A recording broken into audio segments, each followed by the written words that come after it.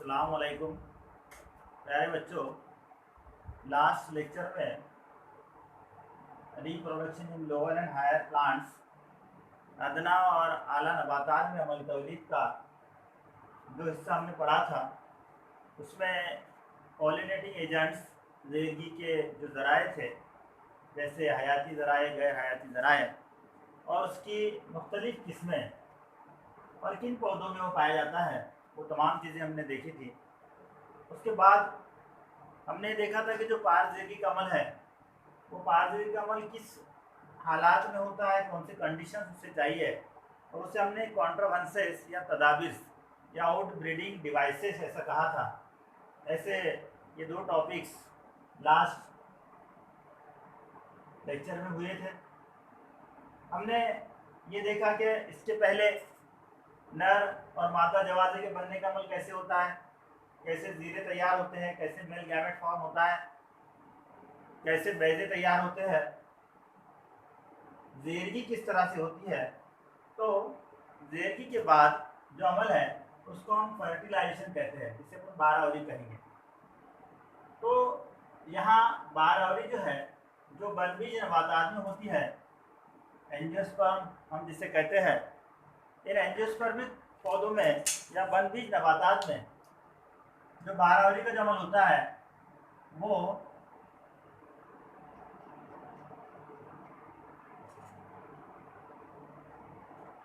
उसे दोहरी बारहवरी कहते हैं, डबल फर्टिलाइजेशन। हम उसको बाद में देखेंगे किसे क्यों डबल फर्टिलाइजेशन कहा गया है। पहले हमको ये समझना होगा कि हम बारहवरी किसे कहते हैं या फर्टिलाइजेशन किसे कहते हैं। हमको बात पता है कि एक मेल एंड एक फीमेल गैमेट, नर और मादा जवाजे की मिलाप जिसके नतीजे में जख्ता तैयार होता हो, तो उसे हम बारहवरी कहेंगे। यानी वन मेल गैमेट, ये एन नंबर होगा, प्लस वन फीमेल गैमेट, ये भी एन होगा। एन किसे कहा था मैंने इससे पहले आपको बताया हूँ कि क्रोमोसोम का एक सेट जिसमें हो, और ये दोनों मिलकर एक जायगोट जिसे हम जख्ता कहते हैं, ये जायगोट तैयार होगा। वो एन होगा वो, क्योंकि ये एन और ये एन क्रोमोसोम के दो सेट इसमें मेंटेन हो गए, इसे कहा जाता है बारहवरी, से कहते हैं फर्टिलाइजेशन। लेकिन यहाँ एंजियोस्पर्मिक पौधों में बनबीज नबातात में दोहरी बारहवरी का अमल होता है, तो वो किस तरह से होता है हमको देखना है। तो चलिए इसे डिटेल में पढ़ते हैं। पहले हमको एक बात पता है कि जब जीरे दो खलियों की शक्ल में जीरेदान से निकलेंगे, जीरेदान से बाहर आएंगे, तो वो जीरे उसी फूल के या किसी दूसरे फूल के कलगी पर मुंतकिल होंगे। जैसे यहाँ पर ये मैं मादा पत्ती को बना रहा हूँ, ये उसका कार्पेल है, यानी मादा पत्ती हम जिसे कहते हैं, और ये उसके मुख्तलिफ हिस्से हैं। यहाँ ये इसकी कलगी है, ये उसका स्टाइल है, मोस्टली जिसे कहा जाता है, ये ओरी या ये बैजेदार है। अब बैजा यहाँ है, यानी बैजेदान के अंदर यहाँ पर बैजा है। हमको पता है, हमने इससे पहले ये बैजे की साख को बनाया है, पूरा डिटेल में इसको पढ़ा है। यहाँ इससे जुड़ा हुआ इस तरह का बैजा होगा, ठीक है। अब हमको बात पता है कि जब बारहवरी का अमल होगा, उस बारहवरी के अमल के दौरान नर और मादा जवाजे का जो मिलाप होगा उसे हम बारहवरी कह रहे हैं। ये किस तरह से होगा, तो पहले हमको समझना होगा कि यहाँ पर जब जीरे ड्रॉप हो जाएगी, जब जीरे आ जाएंगे, मुंतकिल हो जाएंगे, तो ये जीरे मुंतकिल होने के बाद क्या होगा, इसके डेवलपमेंट के दौरान, इसके नशोनुमा के दौरान हमने उसे पढ़ा है डिटेल में, उसको मुख्तसर रिवाइज किया जाता है। रिवाइज करते हैं हम उसको कि जब जीरे यहाँ पर मुंतकिल हो गए, तब इस स्टिग्मा पर, यानी ये कलगी पर एक माया होगा जिसमें भरपूर ग़िज़ाई ज़रात होंगे, उससे ये जीरे जज्ब करेंगे। इसका जो एग्जाइन है, ये बैरूनी ग्लास जो है, ये इसको जज्ब करेगा। हमको पता था इसके दो ग्लास है, एक को एग्जाइन, एक को एंटाइन कहते हमने, ये इसका एग्जाइन है। ये इसका इंटाइन है। अब ये दोनों ग्लास में ये जब इसको जर्म करेगा, हमने कहा था कि एग्जाम के ऊपर कुछ जगह ऐसे सुराख होते हैं, उसको जर्म पोर कहा था। इस जर्म पोर से यानी जब ये ग़िज़ाई ज़रूरत को जर्म करेगा, जिससे इस जीरे की जसामत बढ़ेगी, उसके जसामत में इजाफा होगा। और ये जो जर्म पोर है, इस जर्म पोर से ये जो अंदरूनी ग्लास है जिसे अपन इंटाइन कह रहे हैं, ये इस तरह का एक ट्यूब लाइक स्ट्रक्चर तैयार करेगा। और ये जो ट्यूब लाइक स्ट्रक्चर तैयार होगा, इसको हमने पोलन ट्यूब, जीरा नली,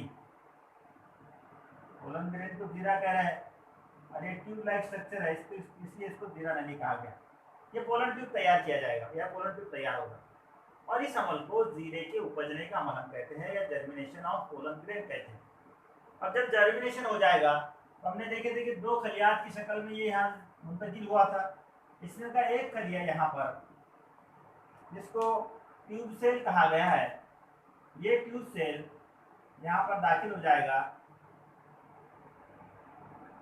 और जो एक मेल गैमेट था, एक नर जवाजा था, इसमें मसावी कली तकसीम होकर दो नर जवाजे तैयार हो जाएंगे, दो मेल गैमेट्स यहाँ तैयार हो जाएंगे।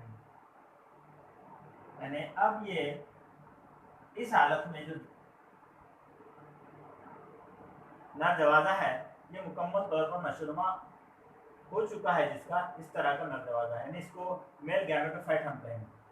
अब देखिए यहाँ पर जब ये जीरे उपजने का अमल हुआ, ये पोलन ट्यूब फॉर्म हुआ, तो ये पोलन ट्यूब यहाँ इसके मोस्टली से गुजरता हुआ, ये स्टाइल से गुजरता हुआ, जैसे यहाँ पर ये पोलन ट्यूब फॉर्म होगा, और ये पोलन ट्यूब यहाँ से गुजरता हुआ इस तरह से ये कोहनी में या बैजदान में दाखिल होगा, और इस बैजे के अंदर ये ऐसे इस तरह से एंटर होगा। ओके, अब जब ये बैजे के अंदर यहाँ एंटर होगा ये, तो यहाँ इस तरह का अमल होता है। इस जगह अपन उसकी डायग्राम, इसकी शक्ल बनाकर देखेंगे।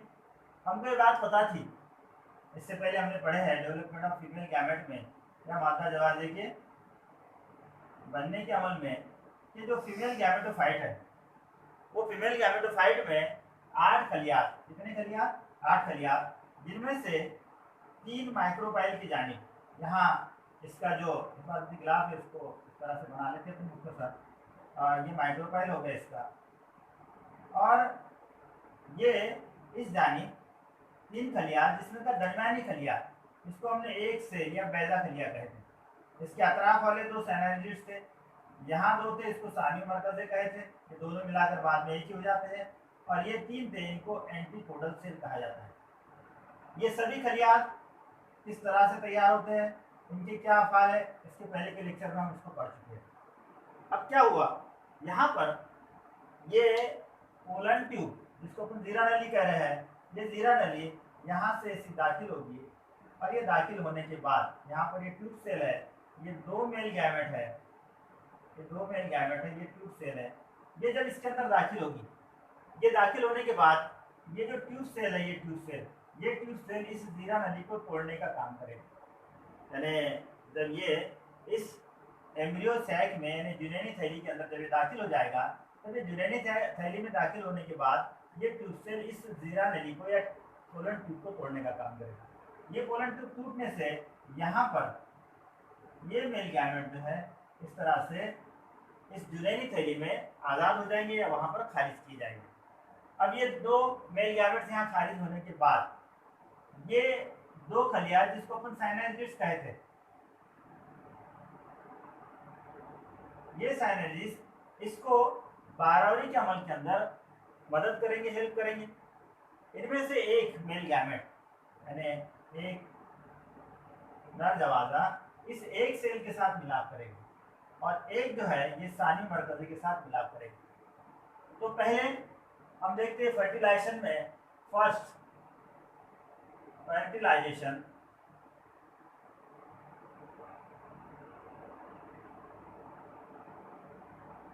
जिसको पहली बार हम कहेंगे, इसमें क्या होगा, इसमें एक मेल गैमेट यहाँ लिखते हैं इसको, 1 मेल गैमेट प्लस 1 एक सेल, इसके नतीजे में बनेगा जायगोट, यानी जगता बनेगा। ये 2n होगा, ये n होगा, ये n होगा। मतलब क्या हो रहा है यहाँ पर, एक नर जवाजा जिसका मिलाप एक कलिये से या बैजे कलिये से होगा, यानी ये नर जवाजा बैजे कलिये से मिलेगा। ये n नंबर है, ये n नंबर है, क्योंकि हमने देखे थे कि ये दोनों भी कलियां यानी एक सेल और मेल गैमेट ये मियोसिस कली तकसीम, तकलीदी कली तकसीम का तैयार होते हैं, जिसमें क्रोमोसोम की तादाद क्या हो जाती है, हाफ हो जाती है, या क्रोमोसोम का एक सेट बाकी रहता है। तो यहाँ पर जो है, तो यहाँ पर हमने इस चीज को देखे है कि एक मेल गैमेट और एक सेल दोनों मिलाकर 2n जाइगोट, जिसको अपन जगता कह रहे हैं, यानी नर जवाजा एक बैजा खलिया, दोनों मिलाकर जाइगोट तैयार होगा। और इसी को फर्स्ट फर्टिलाइजेशन यानी बारहवीं तो है, लेकिन इसको पहली बारहवीं हम कहेंगे। इसी तरह दूसरा जो मेल गैमेट है, ये दूसरा मेल गैमेट, इसको सेकंड फर्टिलाइजेशन हम कह रहे हैं।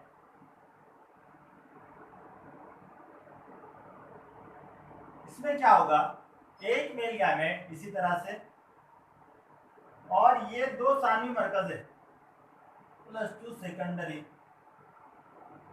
न्यूक्लियस, ये दोनों का मिलाप होगा और एंडोस्पर्म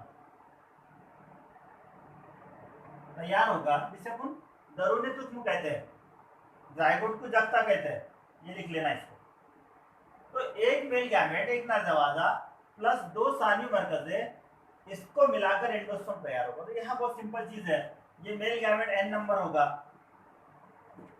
ये मरकज 2 है इसलिए 2n हो गए, और इसके नतीजे में मिलने वाला जो दरूनी तुक्म है ये 3n होगा, यानी एंडोस्पर्म में क्रोमोसोम के 3 सेट हो गए, ये 3n होगा। इस चीज को याद रखिए, बहुत बार क्रोमोसोम की तादाद दी जाती है, एंडोस्पर्म में क्रोमोसोम कितने पूछे जाते हैं, मेल गैमेट में कितने पूछे जाते हैं, फीमेल गैमेट में कितने पूछे जाते हैं। लास्ट में इस पीरियड के मैं मतलब इस चैप्टर के लास्ट में आपको बताऊंगा कि इसमें जो क्वेश्चंस आते हैं वो कैसे आते हैं, उसे कैसे सॉल्व करना है। तो चलिए यहाँ हमको ये चीज याद रखना है कि यहाँ पहला क्या हुआ, एक मेल गैमेट एक सेल से मिलाप हुआ, यानी ये नर जवाजा इसके साथ मिलाप कर रहा है, उसके बाद नतीजे में मिल रहा है जाइगोट, इसको पहली बारहवीं कह रहे, फर्स्ट फर्टिलाइजेशन कह रहे। दूसरे नतीजे में, दूसरे इसमें क्या हुआ, दूसरे बारहवीं में एक मेल गैमेट 2 सानवी मरकज से एंडोस्पर्म तैयार हो रहा है जो 3n होगा, या उसमें क्रोमोसोम के ट्रिप्लॉइड कहते हैं, उसको डिप्लॉइड कहते हैं, उसको 3n या ट्रिप्लॉइड कहा जाएगा, जिसमें एंडोस्पर्म फॉर्म हो रहा है, जिसको जगता कहते हैं। जब इसकी इब्तिदाई हालत होती है तो इसको PEN प्राइमरी एंडोस्पर्मिक न्यूक्लियस ऐसा कहा जाता है। इसको बाद में पढ़ेंगे, फिर डेवलपमेंट होकर इसका नशरमा होकर प्राइमरी यानी इब्तिदाई दरूनी तुक्म का मरकज ऐसा कहा जाता है, इसका नशरमा होकर एंडोस्पर्म में ये तब्दील हो जाएगा। तो चाहे आप PN लिख सकते हैं, एंडोस्पर्म डायरेक्ट लिखे तो कोई प्रॉब्लम है नहीं इसमें। तो यहाँ हमको ये देखना पड़ा कि यहाँ पर एक मेल गैमेट ने एक सेल के साथ मिलाप किया, जाइगोट या जगता तैयार हुआ, दूसरे मेल गैमेट ने सानी मरकज के साथ मिलाप किया और यहाँ पर जो एंडोस्पर्म तैयार हुआ। क्योंकि अब यहाँ दोनों मेल गैमेट्स यूज हुए, दो जगह अलग अलग बारहवीं का अमल हुआ, इसीलिए ये एंडोस्पर्मिक या बनपी नबातात में जो फर्टिलाइजेशन होता है उसे डबल फर्टिलाइजेशन कहा जाता है। क्या कहते हैं उसको, डबल फर्टिलाइजेशन, या उसे दोहरी बारहवीं, क्या कहेंगे उसको, दोहरी बारहवीं। तो ये जो दोहरी बारहवीं है, ये दोहरी बारहवीं बनपी नबातात में पाई जाती है, उनकी कैरेक्टरिस्टिक, उनकी खूबियात है।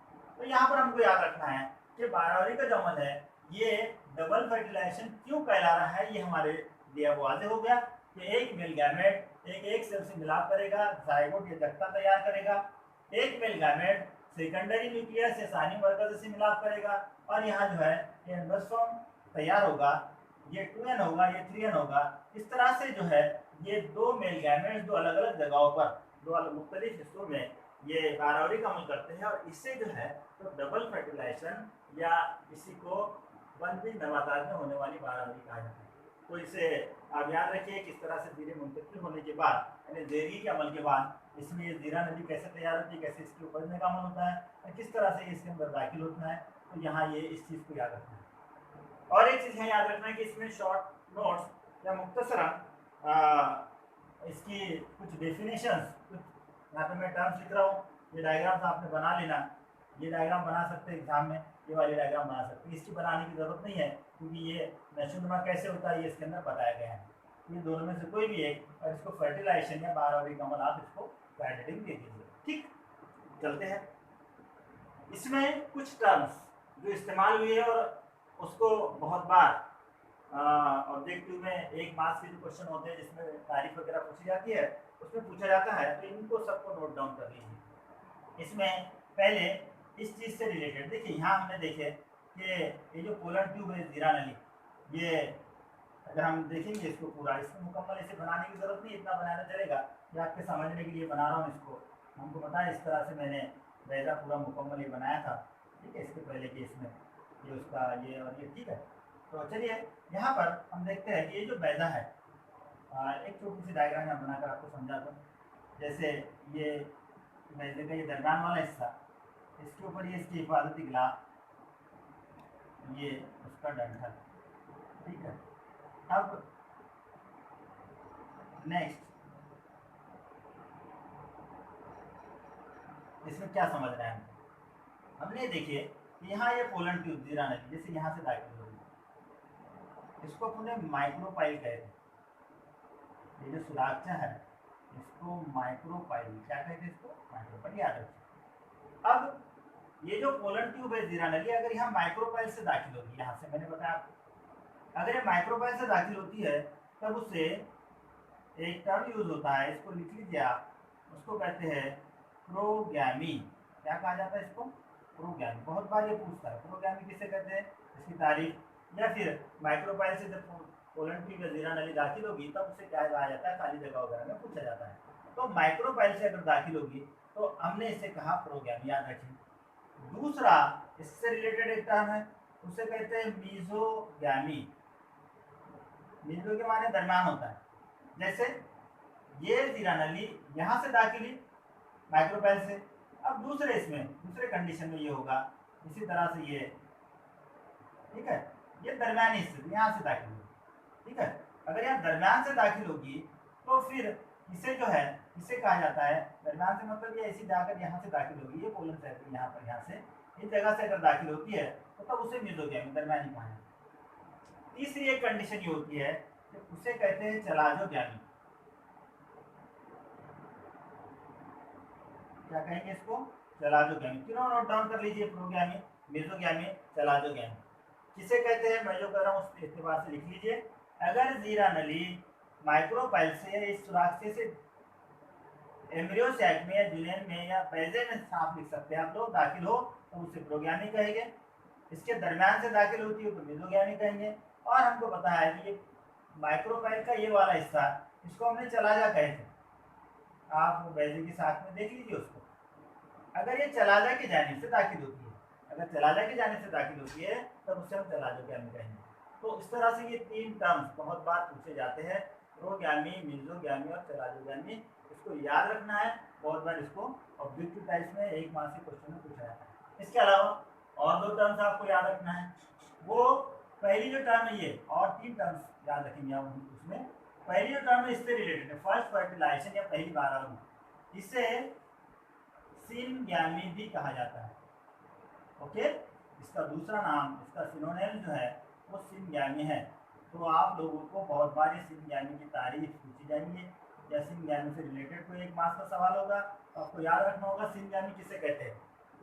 यानी एक मेल गैमेट और एक बैजा कलिया, इन दोनों का मिलाप जिसके नतीजे में 2n जाइगोट तैयार होगा, 2n जगता तैयार होगा, उससे हम सिनगैमी या पहली बारहवीं फर्स्ट फर्टिलाइजेशन कहेंगे। इनडायरेक्टली डायरेक्टली फर्स्ट फर्टिलाइजेशन का ही दूसरा नाम सिनगैमी है, ये याद रखिए।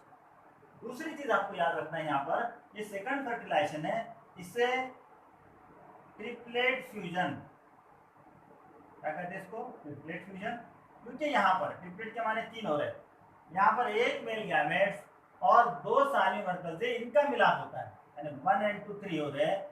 इसीलिए जिसके नतीजे में 3n एंडोस्पर्म बन रहा है या 3n प्राइमरी एंडोस्पर्म बन रहा है, इब्तिदाई दरूनी तुखमों का मरकज बन रहा है। तो यहाँ हमको याद रखना है कि यहाँ एक नर दरवाजा, एक मेल गैमेट, ये किससे मिलाप कर रहा, दो सानी मरकजों से मिलाप कर रहा, और ये दोनों मतलब एक और ये दो, ऐसे 3 हो रहे हैं, यानी यहाँ 3n मिल रहा है हमको, तो इसीलिए इसको ट्रिप्लेट फ्यूजन कहा गया।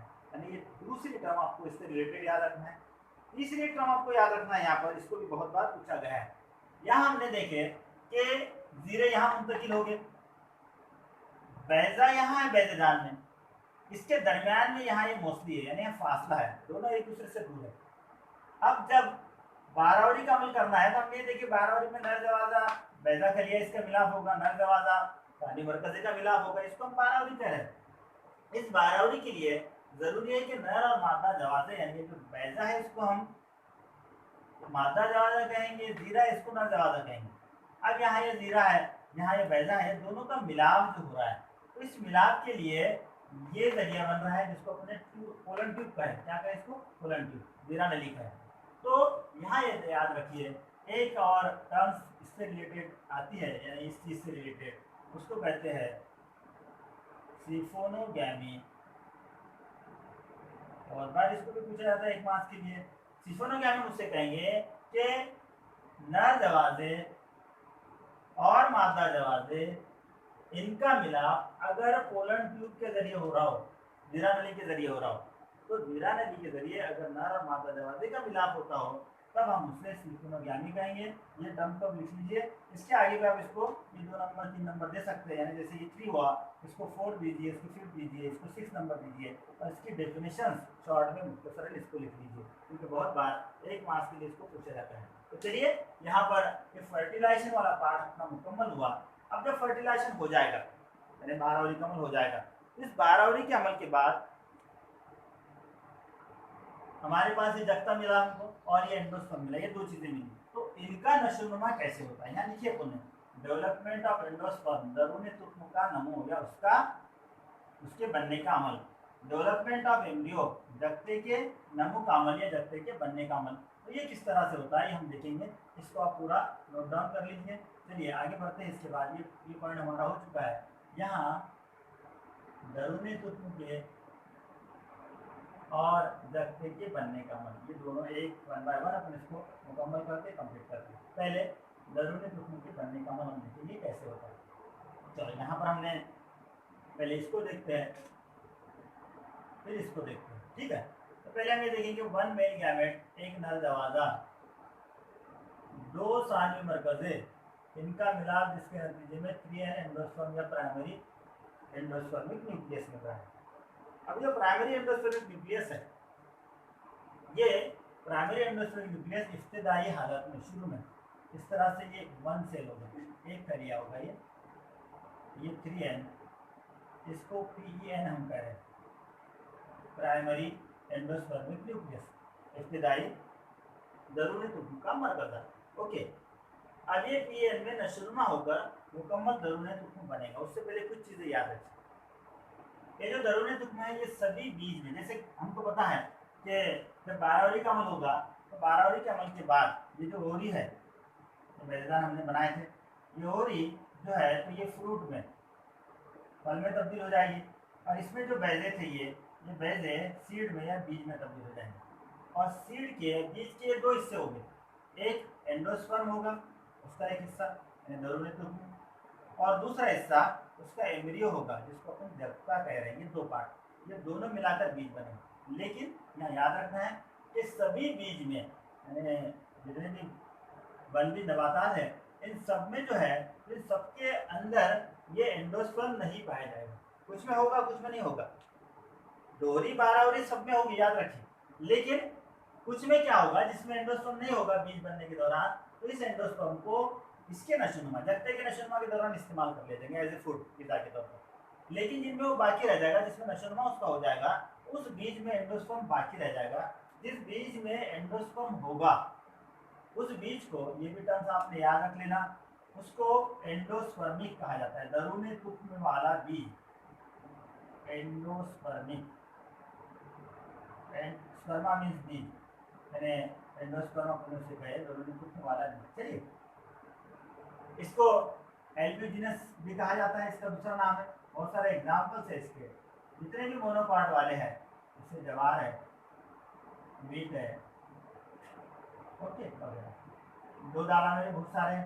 कैस्टर वगैरह, एरंडी जिसे कहते हैं। इस तरह से कई एग्जाम्पल्स हमको यहाँ मिलेंगे।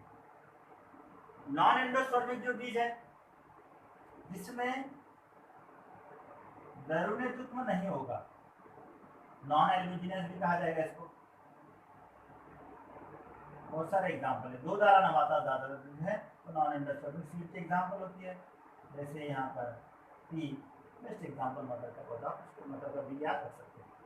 तो इस तरह से एंडोस्पर्मिक उसे कहेंगे जिसमें एंडोस्पर्म हो, ऐसा बीज जिसमें दरूनी तुत्व हो।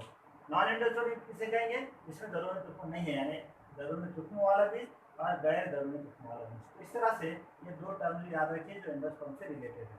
अब ये कैसे बनता है, चलिए हमने ये देखे, ये 3NPEN इसके नतीजे में हमको मिला।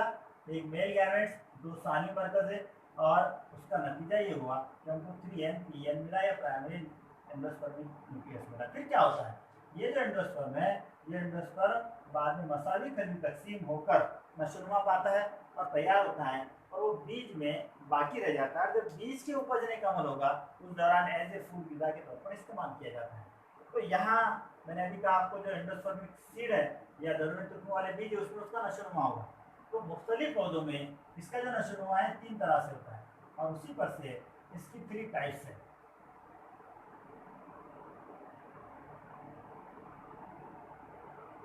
उसको टाइप्स ऑफ एंडोस्पर्म कहा जाता है। ये किस तरह से, यानी उसके नशोनुमा के ऊपर से होगी। पहले वाला इसमें इसकी जो फर्स्ट टाइप है जो एंडोस्पर्म की जो होती है उसको न्यूक्लियर एंडोस्पर्म कहा जाएगा। क्या कहा जाएगा उसको? न्यूक्लियर। याद रखिए कैसे बनता है। इसमें जैसे अभी हमने देखे कि ये इसकी इब्तदाई हालत है।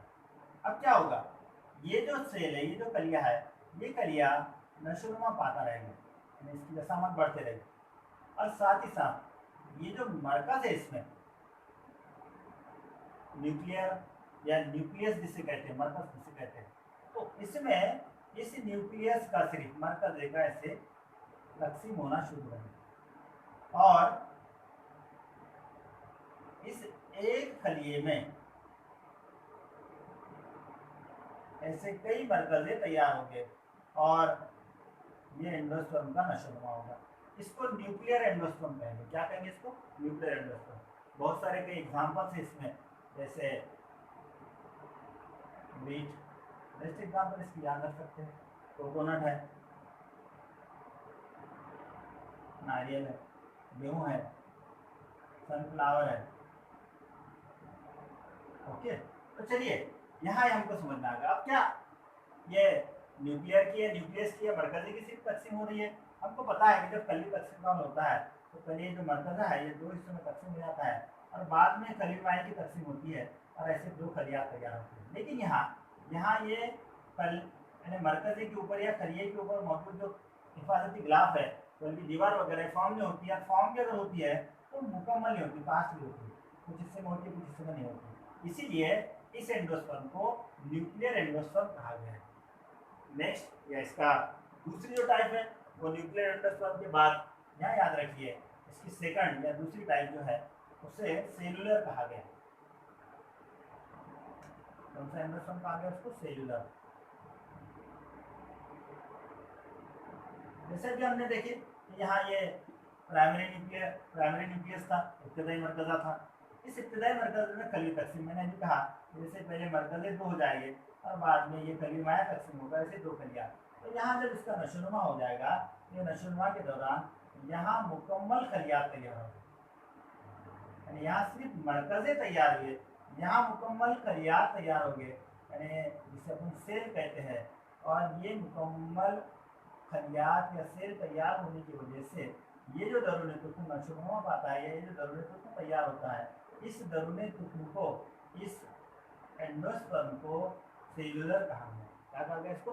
सेलुलर। पहले वाला न्यूक्लियर याद रखिए, दूसरे वाला जो है तो सेलुलर, इसे याद रखिए। बहुत सारे इसके एग्जाम्पल है, इसका एक बेस्ट एग्जाम्पल बाल्सम, ये पौधे का नाम है, इसको याद रखिए।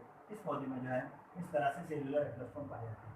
यहाँ मैंने आपको बताया था कि इसके एग्जाम्पल कोकोनट, इसमें दोनों तरह का पाया जाता है। इसके दरम्यान में भी लिक्विड फॉर्म में है, ये लिक्विड फॉर्म में ये न्यूक्लियर एंडोस्पर्म है, और उसके अतराफ जो है एंडोस्पर्म, उसके अंदर सेलुलर भी पाया जाता है दोनों तरह का, लेकिन उसमें वो लिक्विड फॉर्म में होता है, इसलिए यहाँ पर न्यूक्लियर बाकी जगह। चलिए उसके बाद में थर्ड इसकी जो टाइप है उसको हेलोबियल कहते हैं, यानी इसकी जो थर्ड टाइप है उसको हेलोबियल। तीन नाम याद रखिए, nuclear endosperm, cellular endosperm, helobial endosperm. ये न्यूक्लियर हुआ, ये सेलुलर हो गया। ये हेलोबियल किस तरह का होता है? हेलोबियल एंडोस्पर्म में क्या होता है, इसमें दोनों तरह के अमल होते हैं, यानी हमने देखे कि पहले ये एक कलिए की साख्त है, एक कलिए की शक्ल में है, ये प्राइमरी न्यूक्लियर एंडोस्पर्म जिसे कहा जा रहा है। ये दो हिस्सों में तकसीम होता है, एक माइक्रोफाइल के जाने वाला हिस्सा बड़ा और ये इधर वाला छोटा। ये दो कलियात की साख्त है। अब ये दो कलियात की साख्त के बाद, यानी पहले क्या हुआ कि दो मरकज़े बने और ये दो खलियात तैयार, यानी मुकम्मल दो खलियात तैयार हो गए। हमने यहाँ देखिए जब दो खलियात बनेंगे उसको अपने सेलुलर, यानी खलियात की शक्ल में होगा तो सेलुलर था, यानी खलिए वाला, और ये मरकज़े वाला। तो यहाँ सिर्फ मरकज़े की तकसीम हुई या मुकम्मल खलियात तैयार हुए, तो यहाँ पहले दो मुकम्मल खलियात तैयार हो गए, और दो मुकम्मल खलियात तैयार होने के बाद में फिर दोनों में सिर्फ मरकज़े की तकसीम हुई, यानी क्या होगा, यहाँ पर इस तरह से मरकज़े तैयार हो गए। पहले ये हुआ कि मुकम्मल खलिए की तकसीम हुई, बाद में ये हुआ कि इस दोनों खलियात में सिर्फ मरकज़ों की तकसीम हुई, और इसीलिए इसे एक नया नाम दिया गया जिसको हेलोबियल एंडोस्पर्म कहा जाता है। क्या कहते हैं इसको? Helobial endosperm. यानी यहाँ पर देखिए सिर्फ मरकज़े की तकसीम हो रही, यहाँ मुकम्मल खलिए की तकसीम हो रही, यहाँ पहले दो खलियात बन रही है, यानी एक बार खलिए की तकसीम मुकम्मल हो रही है और फिर सिर्फ जो है सिर्फ मरकज़े की तकसीम हो रही, इसलिए इसको हेलोबियल कहा गया है। इसकी जो एग्जाम्पल है वो एस्पेडिलस, ये इसको नोट डाउन कर लीजिए आप।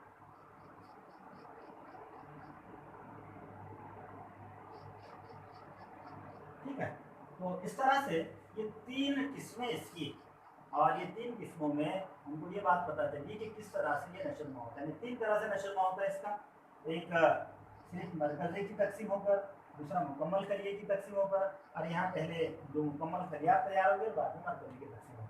इस पर से इसकी टाइप्स पूछी जाए तब भी हम ये लिख सकते हैं, इसका डेवलपमेंट पूछा जाए तब भी हम लिख सकते हैं। तो यहाँ पर दो क्वेश्चन याद रखना है आपको, एंडोस्पर्म के नशोनुमा का अमल कैसे होता है और इसकी किस्म कैसी है। उसमें अगर पूछा जाए जनरल, ये तीनों को मुख्तसर लिख देना, और अगर एक एक पूछा जाए तो उसी के बाद से इसके डायग्राम बनाकर लिखना आपने।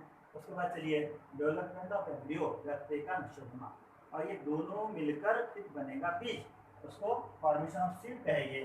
चलिए तो यहाँ ये नोट डाउन कर लीजिए, इसकी डायग्राम आप लोग बनाएंगे।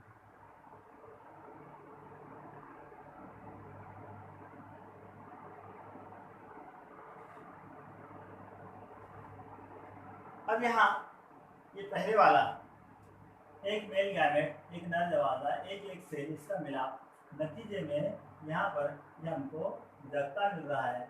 अब ये जो है ये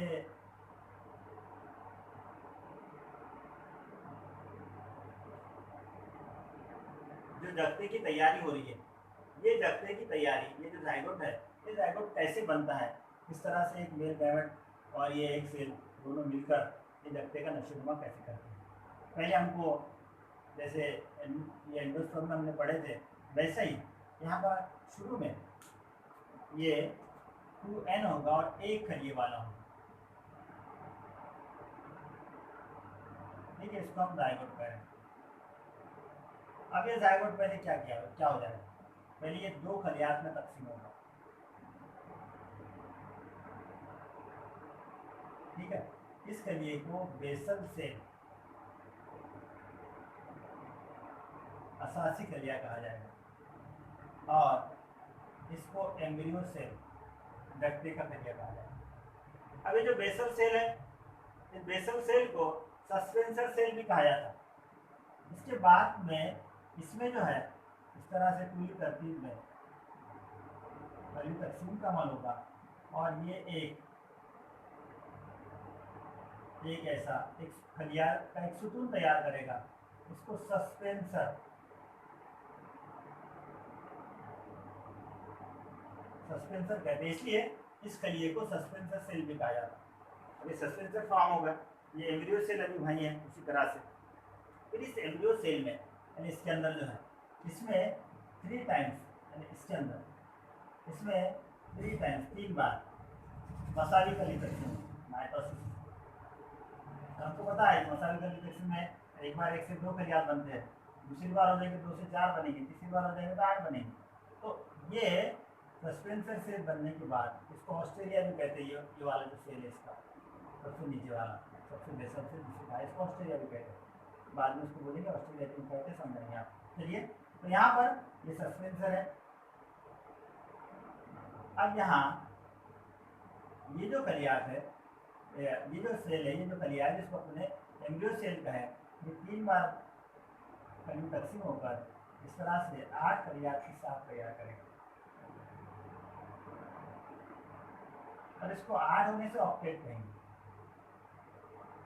ठीक है, अब ये जो मैंने अभी कहा इसको ऑस्ट्रेलिया, आपको पता है कि कुछ नबातात जो है जो तुफैली होते हैं, दूसरे से ग़िज़ा हासिल करते हैं, खासतौर से कस्कुटा अमरबेल जिसे कहते हैं, उसकी जो जड़ है उसको ऑस्ट्रेलिया कहते हैं। वो किसी पौधे के दूसरे पौधे के तने के अंदर या जहाँ भी जो हिस्सा है शाखे वगैरह उसके अंदर ऐसे जुड़ जाते हैं अंदर की तरफ, वहाँ से ग़िज़ा हासिल करते हैं। तो वैसे ये जो है यानी ये वाला हिस्सा दरूनी तूत में जाकर जुड़ जाता है, इस एम्ब्रियो को जोड़ता है, इसलिए इसको ऑस्ट्रेलिया कहा है। और वहाँ से बाद में ग़िज़ाई ज़रात को हासिल करेगा, तो इसलिए इसको ऑस्ट्रेलिया कहा गया। याद रखिए, बेसल सेल या ऑस्ट्रेलिया।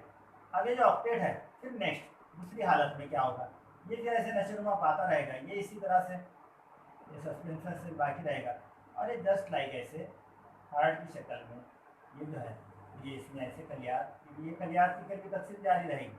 और ये जो कलियात है, ये कलियात इस तरह से हार्ट से स्ट्रक्चर या एक दिल के मानिंद साख को तैयार करेंगे।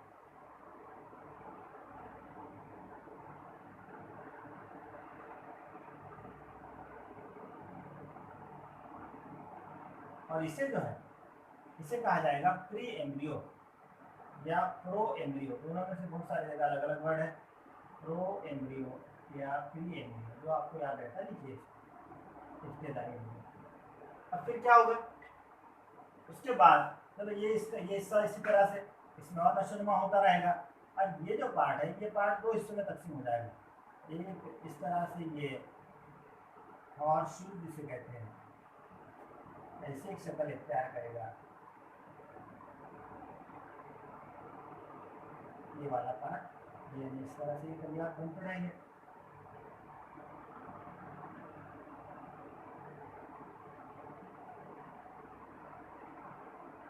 ओके, और इसके ये दरमियान वाला हिस्सा, यहाँ वाला हिस्सा, इसको ऊपर सस्पेंसर जुड़ा है, ये वाला हिस्सा, ये दोनों अलग अलग नशोनुमा पाएंगे। इसमें का ये इस तरह से सस्पेंसर से इसको जोड़ के रखेंगे दोनों में। ठीक है, तो ये वाला जो पार्ट है, ये पार्ट ये हॉर्सशू के मानेंगे, ये वाला पार्ट ये बीज के कॉटिलेडॉन्स यानी इसकी दालों में तब्दील होंगे। अगर एक दाला है तो एक दाल में, 2 दाला है तो 2 दालों में तब्दील होगा।